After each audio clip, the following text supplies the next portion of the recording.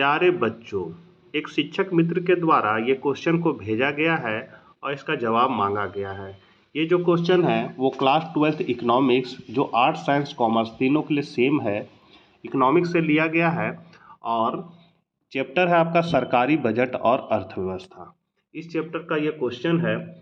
यहाँ पर जो है ये क्वेश्चन में आप देख सकते हैं मैथमेटिक्स से रिलेटेड है क्वेश्चन। शुरू करने से पहले आपसे निवेदन है कि चैनल पर पहली बार है तो सब्सक्राइब कर ले और अर्थशास्त्र के बच्चों को यह वीडियो जरूर शेयर करें। तो चलिए हम लोग आज कुछ नया सीखते हैं। सबसे पहले क्वेश्चन, एक ऐसी अर्थव्यवस्था पर विचार कीजिए जिसमें निम्नलिखित फलन है। C बराबर 20 प्लस 0.8y। यहाँ C जो है उपभोग व्यय को दर्शाता है, I बराबर 30 है जो निवेश को दर्शाता है, G बराबर 50 है जो सरकारी व्यय को दर्शाता है और TR बराबर 100 है जो कुल आय को दर्शाता है। एक क्वेश्चन है कि आय का संतुलन स्तर और मॉडल में स्वायत्त व्यय ज्ञात कीजिए। बी है यदि सरकार के व्यय में 30 की वृद्धि होती है तो संतुलन आय पर क्या प्रभाव पड़ेगा। तो एक एक करके हम लोग क्वेश्चन और इसके हल को देख लेते हैं। इसको मैंने हाथ से तैयार किया, हाथ से बना के देखा है।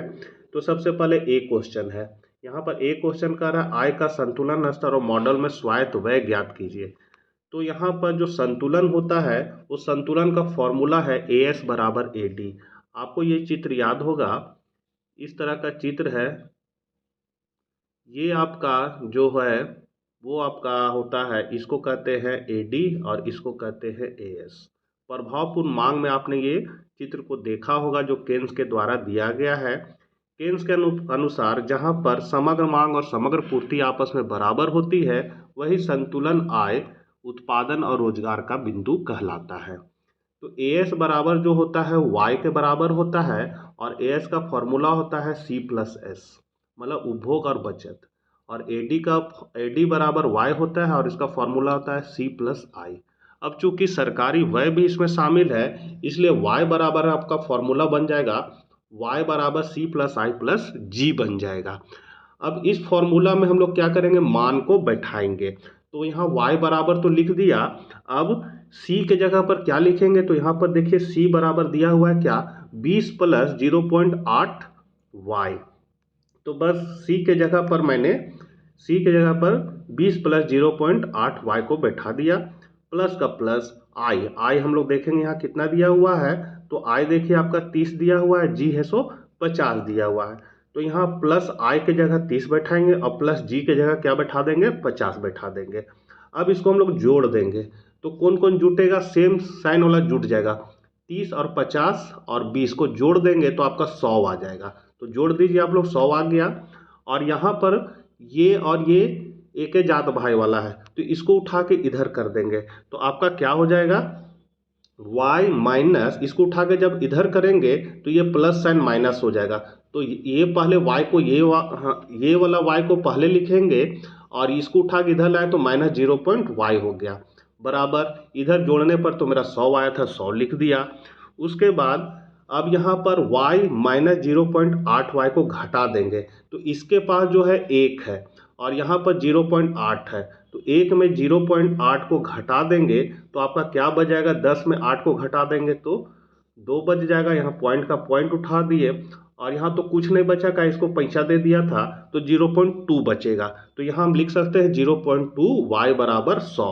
अब चूंकि y का मान निकालना है, y आपका I है, तो y बराबर क्या हो जाएगा, जिसका मान निकालते हैं वो यहाँ पर जो बाएं साइड है ये 0.2 नीचे में आ जाएगा। तो आपका हो जाएगा 100 बटा 0.2। तो यहाँ से पॉइंट हटाएंगे तो यहाँ एक और जीरो लग जाएगा तो हो जाएगा 1000 बटा 2। 2 से इसको भागा देंगे तो आ जाएगा 500। तो y मेरा जो संतुलित आय का स्तर है वो कितना ज्ञात हो जाएगा, 500 करोड़। उसके बाद यहाँ पर दो चीज है क्वेश्चन में, आय का संतुलन स्तर और मॉडल में स्वायत्त व्यय। तो आय का संतुलन स्तर 500 करोड़ ज्ञात हो गया। अब स्वायत्त व्यय ज्ञात करने के लिए इसका फॉर्मूला है स्वायत्त व्यय गुणक बराबर 1/1 माइनस बी। अब यहाँ जो b जो है वो MPC है। MPC मतलब होता है सीमांत उपभोग प्रवृत्ति, इसका फॉर्मूला होता है डेल्टा सी बटा डेल्टा वाई। कहने मतलब आय में परिवर्तन के फलस्वरूप उपभोग में जो परिवर्तन होता है उसके अनुपात को ही हम लोग सीमांत उपभोग प्रवृत्ति कहते हैं। तो इसको शॉर्ट फॉर्म में हम लोग बी ही इंडिकेट करते हैं। तो यहाँ पर सीमांत उपभोग प्रवृत्ति क्या होता है, तो यहाँ जो सी में आप देख सकते हैं ये जो 0.8 है यही आपका सीमांत उपभोग प्रवृत्ति है। तो यहाँ पर जो बी है वहाँ पर बी के मान के जगह हम लोग क्या लिख देंगे 0.8 लिखेंगे। तो यहाँ लिख दिया 1/1 माइनस बी के जगह 0.8, इसको इससे घटा देंगे तो 0.2 बचेगा, यहाँ से पॉइंट हटा देंगे तो ऊपर 0 बढ़ जाएगा, 2 पचे 10। तो स्वायत्त व्यय गुणांक कितना निकला 5। तो हम लोग कह सकते हैं कि स्वायत्त व्यय में वृद्धि कितना हो रहा है। अब यहाँ पर आपको संतुलन आय स्तर 500 करोड़ ज्ञात हो गया और स्वायत्त व्यय आपका 5 करोड़ ज्ञात हो गया। तो ये आपका पहला क्वेश्चन कंप्लीट हो गया। मतलब जो ये ए बोल रहा है आय का संतुलन स्तर और मॉडल में स्वायत्त व्यय ज्ञात कीजिए, कंप्लीट हो गया। अब दूसरा क्वेश्चन कह रहा है यदि सरकार के व्यय में 30 की वृद्धि होती है तो संतुलन आय पर क्या प्रभाव पड़ेगा। संतुलन आय मेरा कितना निकला है, तो यहाँ संतुलन आय आप देख सकते हैं संतुलन आय आपका 500 करोड़ निकला है। तो इस पर क्या प्रभाव पड़ेगा यदि सरकारी व्यय 30 बढ़ जाए। तो यहाँ हम फिर बी क्वेश्चन का आंसर लिखेंगे कि स्वायत्त व्यय में वृद्धि कितना हो गया 30 करोड़, मतलब 30 करोड़ बढ़ गया, इन्वेस्टमेंट बढ़ गया सरकार का, सरकारी व्यय। तो स्वायत्त व्यय गुना कितना है 5 है। तो यहाँ हम लोग फॉर्मूला में बैठा देंगे y बराबर सी प्लस आई प्लस जी, वही फॉर्मूला रहेगा। तो यहाँ पर y का y लिखे c का मान ऊपर से देख के लिख लेंगे 20 प्लस 0.8 y, g मेरा 30 है। अब क्या है कि सरकारी व्यय जी जो है वो सरकारी व्यय ही है और इसमें कितना 30 करोड़ की वृद्धि हो रही, तो 30 में 30 और जोड़ देंगे। तो यहाँ डायरेक्ट आप जी के जगह 60 भी लिख सकते हैं, मैंने दिखाने के लिए यहाँ 30 लिख दिया है कि ये 30 कहाँ से आ गया, तो सरकारी व्यय में वृद्धि के कारण। क्या कि क्वेश्चन में ही आपका दिया हुआ है यहाँ पर कि यदि सरकारी व्यय में 30 की वृद्धि होती है तो यहाँ पर हम लोग 30 को यहाँ जोड़ दिए हैं, 30 में 30 तो 60 हो जाएगा और 50 आपका और है। अब यहाँ पर हम लोग सबको जोड़ देंगे, किसको किसको जोड़ेंगे 20 30 और ये 30 60 मान लीजिए और ये 50, ये तीनों को जोड़ देंगे तो आपका हो जाएगा कितना 130। और ये 0.8 y है, इसको उठा के इधर ले आएंगे तो आपका हो जाएगा y माइनस 0.y बराबर 130। अब y में 0.8 y को हम लोग घटा देंगे तो 0.2 y बचेगा, जैसा कि ऊपर मैंने घटा के बताया था, और बराबर यहाँ 130 हो जाएगा। अब y का मान निकालेंगे तो 0.2 कहाँ जाएगा 130 के भागा में आ जाएगा। अब यहाँ से पॉइंट हटाएंगे तो यहाँ एक और शून्य लग जाएगा, 130 जो है वो 1300 बन जाएगा। अब 2 से इसको भागा लगा देंगे तो 650 करोड़ आ जाएगा। तो यहाँ पर अगर सरकारी व्यय 30 कितना है, सरकारी व्यय में 30 की वृद्धि होती है, तो सरकारी व्यय अगर 30 की वृद्धि होती है तो यहाँ पर पहले कितना वाई था 500 करोड़ था संतुलित आय।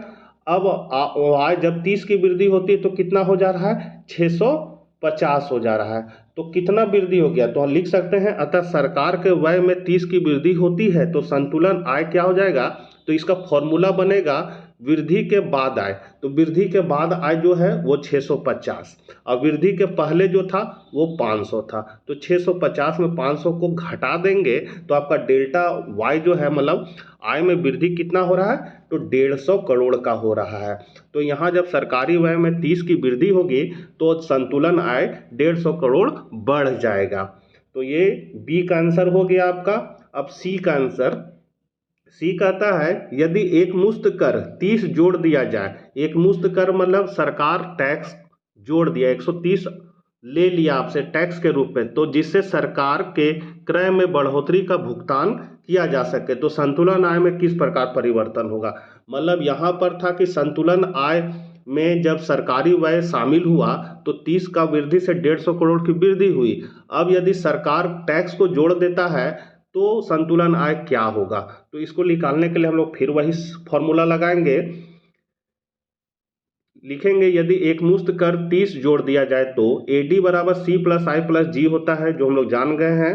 अब यहाँ पर y का मान जो है वो y का y रहा, c का मान कहाँ से है, तो c का मान जो ऊपर लिखा हुआ था 20 प्लस 0.8y प्लस, अब यहाँ